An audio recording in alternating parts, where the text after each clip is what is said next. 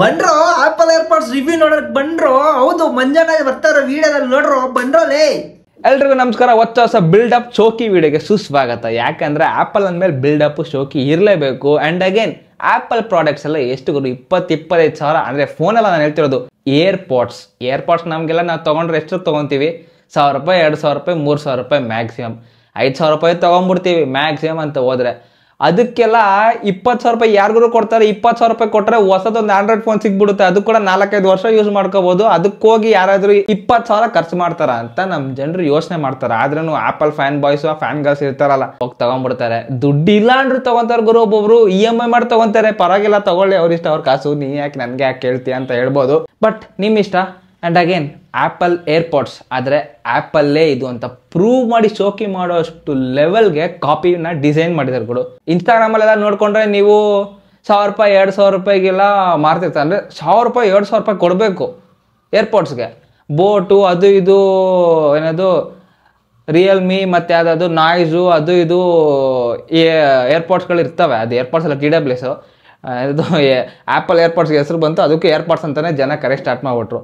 But 300 ರೂಪಾಯಿಗೆ, literally 300 ರೂಪಾಯಿಗೆ normal ಆಗಿ ಸಾಂಗ್ಸ್ ಕೇಳೋಕ್ಕೆ ಚೆನ್ನಾಗಿದೆ ಗುರು. ಆಯ್ತಾ, ನೀವು 1000 ರೂಪಾಯಿಗೆ ಏನಾದ್ರು ತೊಗೊಂಡ್ರೇನು ನಂಗೆ ಗೊತ್ತಿರೋ ಥರ ಅದೇ ಥರ ಇರುತ್ತೆ ಸೌಂಡು.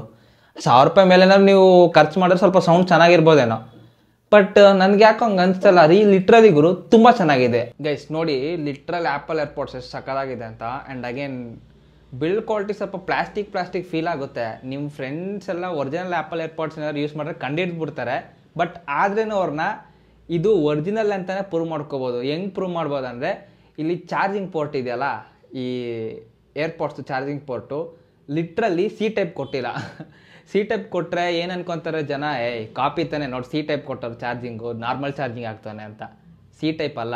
ಈ ಬಾಕ್ಸಲ್ಲೇ ಆ್ಯಪಲ್ ಅವ್ರದ್ದು ಲೈಟ್ನಿಂಗ್ ಕೇಬಲ್ ಇದೆ. ಆ ಲೈಟ್ನಿಂಗ್ ಕೇಬಲ್ ಇಲ್ಲಿ ಕನೆಕ್ಟ್ ಮಾಡಿಕೊಂಡ್ರೆ ಆ್ಯಪಲ್ ಅವ್ರದ್ದು ಲೈಟ್ನಿಂಗ್ ಕೇಬಲಿಂದ ಏರ್ಪಾಡ್ಸ್ನ ಚಾರ್ಜ್ ಮಾಡ್ಬೋದು ನೀವು ಲಿಟ್ರಲಿ. ಆಯಿತಾ ಗುರು, ನೀನೇನು ಫೇಕ್ ಅಂತ್ಯಾ? ಏನು ಫೇಕ್ ಅಂತ್ಯಾ ಗುರು?